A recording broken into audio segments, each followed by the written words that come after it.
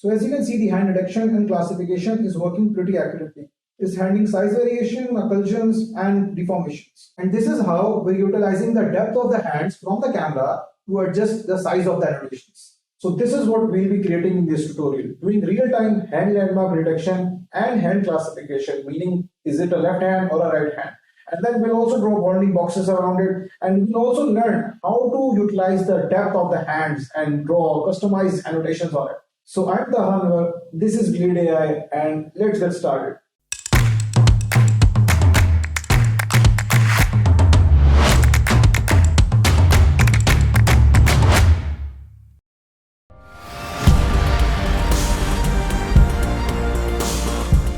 So again, in this tutorial, we'll be using the MediaPipe library. MediaPipe is a real-time solution for using multiple deep learning models. We've learned in the previous tutorial how to utilize the pose detection model. And now in this tutorial, we'll be learning how to utilize the hand landmark detection model, which will take a bunch of hands and annotate it like this. So we'll be drawing key points on the hands like this. So it's used to create mixed reality experiences like this. So you can use your hands to interact with virtual objects placed in front of you, and it is pretty cool. You can also use your hands to interact with robots or drones. This is a very exciting field of human-computer interaction-based applications. Another very exciting application that utilizes your hand gestures is sign language recognition.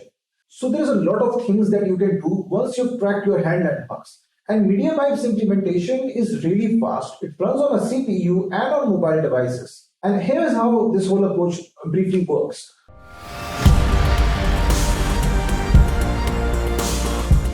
So we have a palm detector and a landmark detector. So let's take a look at the palm detector first. So in the palm detection part, we have an image with a hand on it. And the task for the machine learning model is to detect and draw a bounding box around the hand. And this bounding box is then passed on to the landmark detection model. And this model detects the key landmark points on the hand and annotates it. Here are all the 21 landmark points that the MediaPipe model detects on the hand. Using these landmark points, you can do a lot of things and recognize a lot of hand gestures. So here's an overview of this landmark detection model on a video. So you take the first frame of a video, you run the palm detection model on it, you grab those bounding boxes, pass it to the landmark detector. The landmark detector gives you the landmark points. Now this happens in the first. In the subsequent frames, the same thing is repeated, but the only difference here is in the subsequent frames, instead of calling the palm detection model again and again to give the hand ROI, we use a tracker model inside the palm detection, which tracks the landmark points. So you don't have to run the palm detection model again and again on each frame, which would be pretty computationally expensive. This saves us a lot of time, and this is one of the reasons the MediaPipe implementation is really fast. And this combination of using detection plus a tracker is sort of a same approach that we used in the previous week in pose detection. One other thing that's worth mentioning that the MediaPipe team did was they used real-world images as well as 3D images. So they rendered 3D images of different hand poses, and this had a lot of advantages. When you're working with a 3D model, you can give it a lot of different poses. And not only that, you don't even need to annotate it, since you already know what a 3D model is shaped like at any point in time. So using real-world data and augmenting it with 3D rendered images gave MediaPipe team a diverse data set to train their model on. And this is one of the reasons the model is really accurate. Now let's start with the code.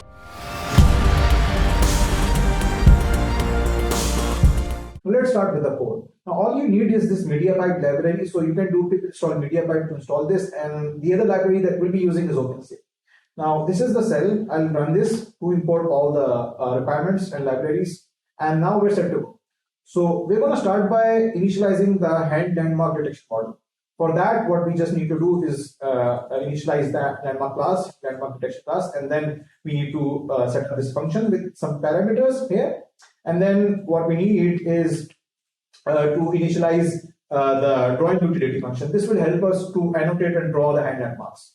Now I'll briefly describe what these four variables means, but if you've been following previous GDR tutorials, then you already know about these things, since pose detection model utilizes all those four variables that we're going to see right now. So we have a static image mode, which you're going to set to true when you're working with images. And by default, it will be false, and which is the ideal use case for videos. And then we have maximum number of hands. This is the variable which controls how many hands you want to detect on the screen. So normally if you want both of your hands to be detected, so you set this to 2, or if you want a single hand to be detected, you will set this to 1. And this will control any false positives. So this is a really useful variable. And then we have this minimum detection confidence. So this confidence control, how confident the model should be to consider anything as a valid detection. And similarly, we have a tracking confidence. So remember I told you that we have a tracking plus detection scheme. So we have this tracking confidence. And so if the tracker fails to track the hand, it calls back the detection model. And the detection model does the detection again and provides the new hand ROI or hand bounding box to the tracker. Now let's read an image. Now I have an image in my media folder called sample JPG. Now you can download these images as well as other files when you download the source code from the description, link in the description below. Now let's read an image. Now I have an image called sample.jpg in this media folder. Now this folder and as well as other code files can be available from the link in the description below. Now I'm going to use OpenCV to read an image, and then I'm going to use matplotlib to plot it out. So here's how this works. So this is an image. As you can see, I'm just giving it a title, turning off the axis and reversing the image channels, because matplotlib displays the image in RGB and OpenCV reads an image in BGR. So you need to reverse the channels. So anyways, this is the image and I want to detect these two hands. So here's what I will do. So I'll be detecting the hands in this piece of cell. So here's what the whole detection will happen. So for that, what I need to do first is convert the image in RGB. So most of the libraries like TensorFlow and MediaPipe works with images in RGB, and OpenCV by default reads an image in BGR. So normally we need to convert the image channels. So either you can use this function called cv2.convertColor and pass in this flag cv2.color BGR to RGB, or you can again do something like this, like reverse the image channels and store it as a new image. Both works fine. So once you have done the conversion, you will pass the RGB image to this function, hands.process. Remember, we have already initialized the hands function, and all we need is to call this method hands.process. And inside this function, we'll pass in the image. And all the pre-processing, post-processing, all the stuff will happen just in this single line of code. And you will get this results object. In this object, there are multiple things. There are the hand landmarks, there are a bunch of other information. And we need to go over this, iterate over it, and extract the information out of it.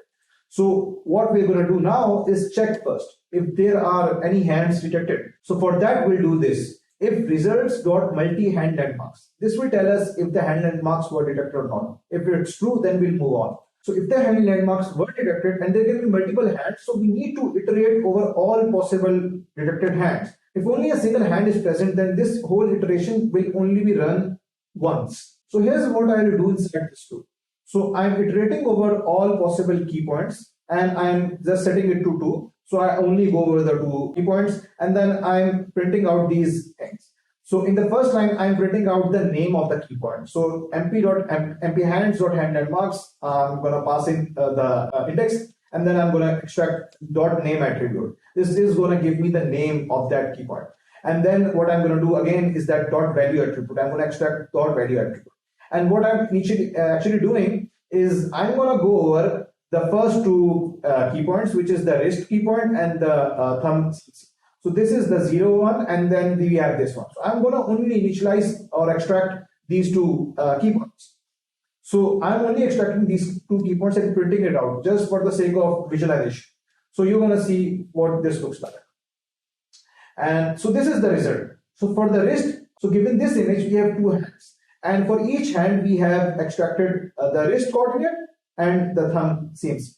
So for both hands, we have the label here, hand number 1, we have this wrist, and the wrist 1 has the XYZ locations here, and the thumb CMC has XYZ location here for the hand number 1. And for the second hand, we have these wrist coordinates XYZ and this thumb CMC XYZ. Similarly, I can just extend this range to get the whole 21 landmark points, but I don't need to print out an essay here. I'll just print out this. As you can also see that these coordinates are in 0 to 1 range. They're not the exact coordinate. For example, an image probably has this image, like it's probably like a few hundred or 1,000 pixels or so. So to get the actual coordinates, what we need to do is multiply the xy coordinate by the width and the height of the image respectively. So this is what we are doing here. So I'm multiplying the xy coordinate with the width and the height, and I'm also multiplying the z with the width. You can also multiply the z with the height. It doesn't matter. The z is also in the same range as this xy. And now we can draw these coordinates on the image. So this is what we'll do in this piece of cell. So first I'm going to check if hand landmarks are detected like I did previously, and if it is, then I'm going to iterate over each detected hand, and then I'm going to call mpdrawing.drawLandmarks function. Remember, we initialize mpdrawing method above, so I'm going to use this method and call this function called mpdrawing.drawLandmarks. This is going to draw out the landmarks. So for that, you need to just pass in the image. We need to pass in the landmark list, hand landmarks. We already have extracted the hand landmarks, and then we have this connections. So mp_hands.hand connections. This is going to help this drawing function to draw the whole skeleton. So not only are we going to draw the key points, the circles on the landmarks, we're also going to draw a skeleton of the hand. So this is what we need to pass in mp_hands.hand connections, which is going to specify how to draw out the hand skeleton. And now I'm right now showing you how to annotate this using the mp drawing function. I'm also going to show you how to custom draw using OpenCV. So once we've done that, we're going to use Matplotlib to display the results. Once you do that, you'll see these results. So as you can see, the landmark skeleton is clearly drawn out on both of the hands in this image. Okay. Now that we have covered how the whole pipeline works for the landmark detection, now let's create a function called detect hands landmarks, and we'll put all of the code that we have written above inside it. So as you can see, we have a function to read an image, convert it into RGB, get the results, perform the landmark detection, and check if the landmarks were detected, then draw it out, and then display the results. So, so I'm creating this function so I can work with images when the display variable is set to true, or work with videos when I just want the results back. So this is how this whole function is. Again, the whole code is just repeated and copied from the above. So I'm going to initialize this function, and I'm going to test it out on multiple images as well as on videos. So this is the result of this image. So this is the original image. This is the drawn out landmarks, and another image. So this is the image. As you can see, even if the hands are occluded, if it's not clearly visible, the landmark detection model still clearly draws out the key points. So another image. So this is the result of this image. Now let's test it out on a video. For that, all I need to do is initialize my camera and set some camera parameters to get some max resolution on this webcam I have, and then I'm gonna set the name window so that I can expand it. I'm gonna also initialize the timer for calculating the FPS. I'm gonna check if the camera is open or not. Probably it will be if I am initializing properly here. And then if it is, I'm gonna read frame by frame and gonna check to make sure if everything is well. And then if not, I'm gonna read it again. Anyways, then I will literally flip the camera so that I see a mirror image, not the flipped image. And then I'm gonna detect the landmarks. So all I'm doing is calling this function detect hands landmarks, passing in the frame hands and then this video frame, and then I'm gonna set the display to false. So all I need is the return annotated frame back. So then I'm calculating the FPS. So frames per second, how fast the model is working, and then what I'm doing is showing the results here. And then if the person presses the escape key, then this K is going to be equated to 27.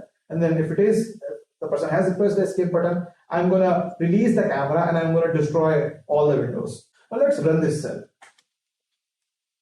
So this is the landmark detection action. As you can see, it's pretty accurate here. And even if I'm occluding my hands, it's still detected. And I can, in fact, decrease the tracking confidence or the detection confidence to get even better results at cost of speed. So pretty accurate here. Yeah.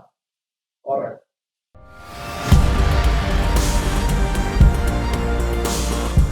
Now I'll create another function that will actually classify the hands. What I mean by that is it will tell me if this is my right hand and this is my left hand. So it will also indicate which hand is currently being detected. So this is really cool and useful in a lot of cases. So for that, I just have this piece of code, which is pretty much the same. All I'm doing here is first creating a dictionary called right, false, left, false. So this is just a dictionary which holds the information which hand is currently being detected and what index it's located on. So what I'm going to do is create a function that accepts an image and accepts the results object. So remember, when we do the hand landmark detection, we get this results object. So we need that for this particular use case.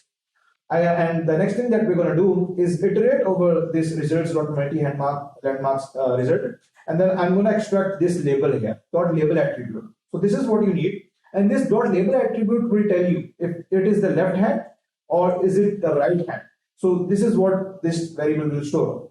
And if it is the left hand or the right, any hand it is, we're going to set this to true. Next, we're going to store the hand index. So we're going to store if the right hand index is at 0 location or 1 location. So if you're talking about 2 hands, then the indexes are only going to be 0 or 1. And we need to remember exactly which hand is at which index. So, all right. So once we have run this loop, what we will end up is that we will have this updated dictionary, which will either be true on both accounts, or it will be true on one or false on another, or false on both if both of these hands were not detected. So this dictionary will be updated, and this right index will become 1 or left index will become 0 or vice versa, depending upon how the landmark detector detected the order of hands, left or right first. Anyways, once that is done, we have an updated dictionary. All we need is just, we're going to put a text out there. We're going to display the hand type. So we're going to put up the label on the image, and then we're going to display the results if we're working with images, and return the results if we're working with videos. So this is it, and I'm going to initialize this function. Once I've done that, I'm going to run it a bunch of images, and then I'm going to show you the result on videos. So this is the right hand. As you can see, the right hand detected here. And then we have the left hand here. As you can see, this is the left hand and this is the right hand. By the way, we're assuming that we're seeing mirror images. So you have to take into account that we're working with mirror images. So that is why I'm flipping the image here. So MediaPipe does tell you if it is a left hand or a right hand, but it assumes and expects that you're working with mirror images. So that is why you need to flip the image. And normally when I'm working with videos, I'm doing that most of the time. Anyways, this is the result on this image. As you can see, accurately classified that this is a right hand. And then we have this image, which is a left hand, obviously. And then another image. Where is it? Yeah. So this is the image. And then we have this right hand. So pretty much done accurate.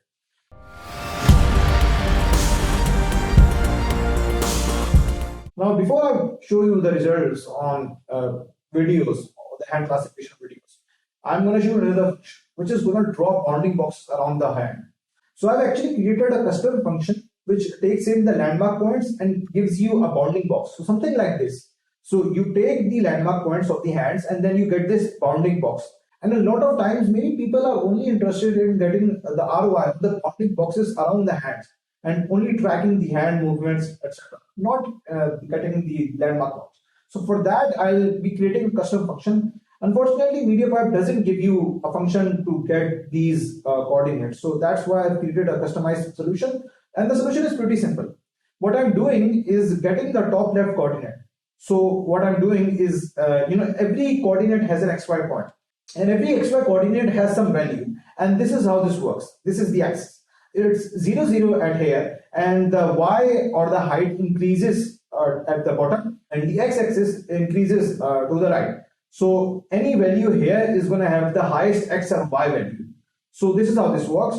And what I will do is that I'll grab the xy coordinate values of each of these landmark points, and I'll set some conditions and get the value of xy pair that is to the leftmost side.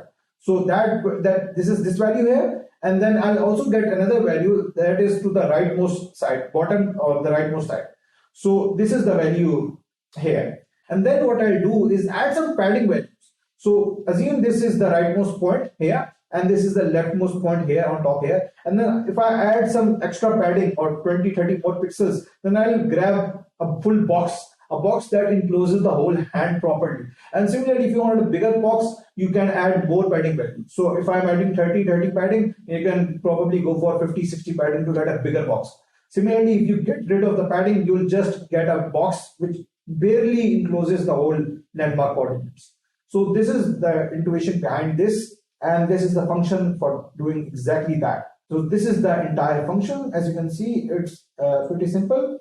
I'm reading an image, I'm initializing a dictionary which will hold the landmark points, and then what I'm doing is iterating over each of the hands, and I'm grabbing all the x coordinates using this line of code. So np.array, this will give me an array which will contain all the x coordinates. Similarly, for the y coordinate, I will replace this 0 with a 1 and grab all the y coordinates. If I wanted the z coordinates, I'll replace this 1 with a 2. So we have three-dimensional array which contains x, y, z. You only need x and y coordinates for this. Now, among all the landmark points, I will grab the x coordinate value of that landmark which is to the leftmost of the image. So this is how this will work. I'll use np.main x coordinate, and this will give me the x coordinate the leftmost side.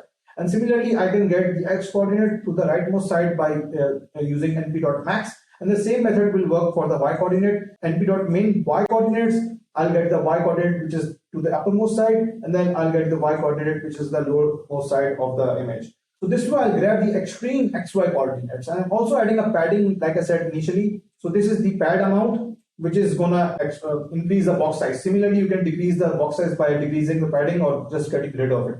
And right now I'm having a padding value of 10. You can increase this. This is a tunable argument here. So once this is done, what I'm going to do is set the label as the right hand or the left hand, depending upon which hand is currently being annotated. So, and I'll also store the landmark points appropriately in the dictionary. And then what I'll do is to draw a rectangular box around the hand using cv2.rectangle function. And I'll put a text around the image, on the image, by using cv2.putText. And I'll display the results if you're working with images, or return the results if you're working with videos. So that is the whole function. Let's run this to initialize it. Now this is done. Let's test it out on a video. So this is the hand landmark detection with boxes and labels in action. So this is how this works. So as you can see, this is pretty accurate here. And yeah, so it's detecting accurately, even though there is occlusion, there is a lot of hand variation. And then sometimes it gives you an unknown variable when the confidence is pretty low. But it's pretty, I think it's really good. All right. Now let me show you how you can create a customized annotation function that actually utilizes the depth of the hands and adjusts the coordinates or the size of the annotations accordingly. And it's really cool. And let me show you how MediaPipe annotation looks like. So there's a flaw in that. So let me show you the actual results for that. Above.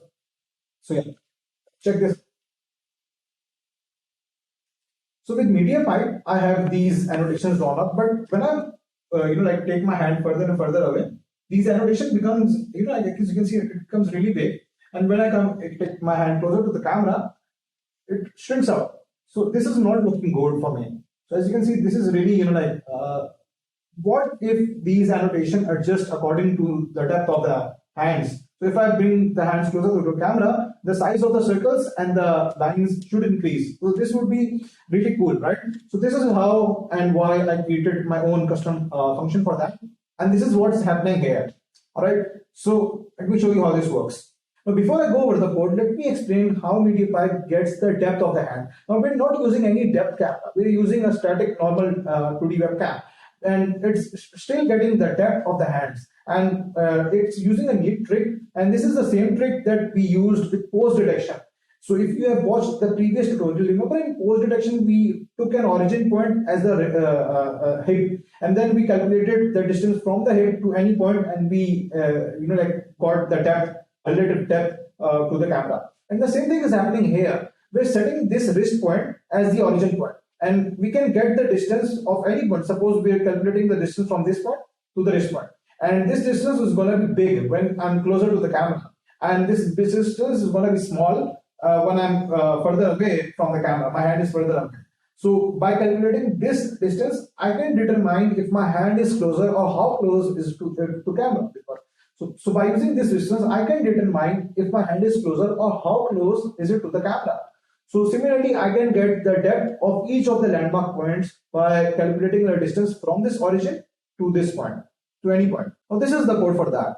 So we're reading an image and I'm then defining some line segments. Now these are the line segments which are used to draw the skeleton of the hand. So remember, there are particular connections. This goes like this and this and this. So there's a particular pattern here. So this is why I need to create some line segments to connect the dots. And then what I'm going to do is iterate over each of the hands, and then I'm going to extract the Z values. These are depth values, and these are the depth values for all the quadrants. Then I'm going to sum them up and calculate the average depth. So this way I'll get the average depth of all the landmark points from the camera, and then I'm going to get all the X values of the hand landmark points and all the Y values of the hand landmark points. And then what I'm going to do is using these indexes which I created above, I'm going to extract the actual line segments. So these are the actual line segments which I need to draw on the screen. So I'll use those indexes and then the X and Y values and grab the actual XY pairs of points. And these are the actual line segments which I need. And then this is the main thing. This is where all the magic is happening here. And here I'm adjusting two variables. This is the line thickness. I'm going to manipulate two things. I'm going to increase or decrease the size of the circles, and I'm going to increase or decrease the line depth, the line thickness. So the line thickness, I'm going to multiply it by the average depth, and I'm going to have some multiply here. I'm setting it to 0.1 here. You can change this, adjust this, and then I'm adding some constant value. This is again just to smooth it out. So I'm going to get the line thickness and I'm going to get the circle thickness depending upon the average depth. So this is how the depth is controlling the line thickness and the average thickness. And the other thing I'm doing here is making sure the average depth is not negative. And if it is, then I'm just setting it to custom values. Then after I'm done with all of it, I'm going to use cve2.polylines function to draw out all the line segments in a single shot. So this function allows me to do that. And then I'm going to just display the average depth on the screen. And then for each XY values, I need to draw out a circle point. So for each XY pair, I draw out a circle to indicate the landmark point. So here I'm drawing the circle, and here I'm making all the possible line connections. So this is how this is happening here. And at the end, I'm just storing the depth and returning it if you need to use it further or to do other sort of things. So you can now utilize the depth to do other sort of manipulations too. So this is why I'm returning the depth. Now that I've initialized the function, let me show you the results. And I'm actually going to show you side by side how MediaPipe's annotation looks like and how my customized annotation looks like and how they adjust in real time accordingly. So this is the final demo for today's application. Let's run this. So on the left, you'll see the MediaPipe's implementation, and on the right, you'll see mine. So as you can see, even if I take my hand further away, now the distance is pretty much the same. But when I bring my hand closer, as you can see, MediaPipe's annotation strings and mine's approximately stays constant. So this is really cool, as you can see.